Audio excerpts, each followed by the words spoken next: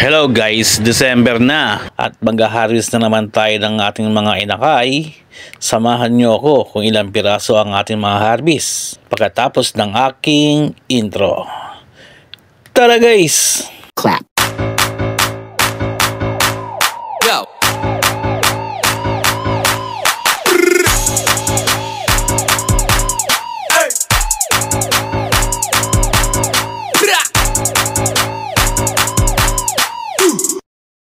Hello guys, good morning, good afternoon, good evening, at anong oras nyo ito pinapanood na aking vlog? Sana po nasa mabuti po kayong kalagayan. At huwag pong kalimutan mag-subscribe, mag-like, at mag-share. Salamat po! At mag-shoutout tayo muna tayo guys bago tayo magsimula. Shoutout kay Boss Jorbert Casal JTV, kay Boss Aboy, at kay Boss Abby, at kay Boss Roy. At babatiin ko na po kayo ng advance Merry Christmas and a Happy New Year guys.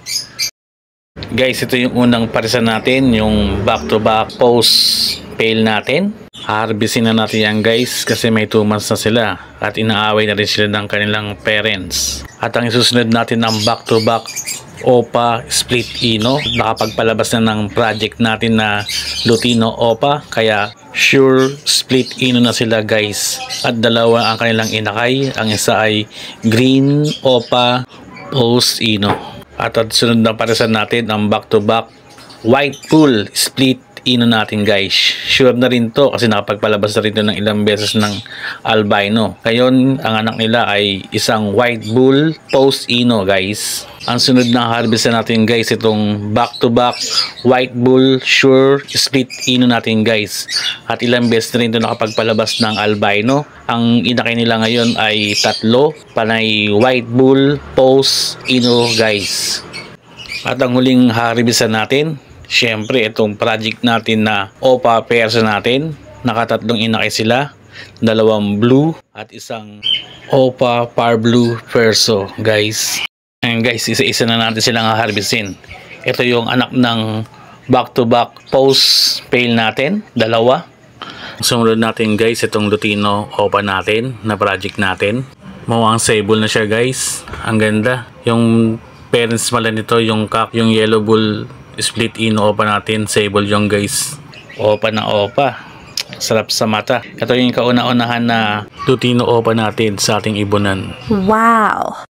Guys, ito na yung mga harvest natin. Bali, 11 pieces lahat to guys. Ang dami. 2 blue post pail na Opa at 4 na white bull post ino at 3 project perso Opa natin at 2 project ino natin. Yung isa green post ino Opa natin at isang visual Lutino Opa sa wakas. Nice! At syempre guys, hindi mawawala yung paglagay natin ng singsing sa ating mga ibon. Kasi yan ang mga palitandaan nila kung kailan sila pinanganak at kanino silang parents na galing. At para magkaroon sila ng record sa atin guys. At guys, bago tayo magtapos, ako po ay nagpapasalamat sa inyo, lahat ng sumusuporta sa akin channel at sa mga susuporta pa lang sa akin. At kung hindi ka pa po nakasubscribe, subscribe na at paklik na rin po ng ating bell para update po kayo sa aking video.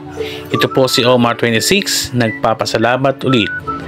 God bless us all. Salamat guys! Keep safe at advance Merry Christmas po sa inyong lahat at Happy New Year!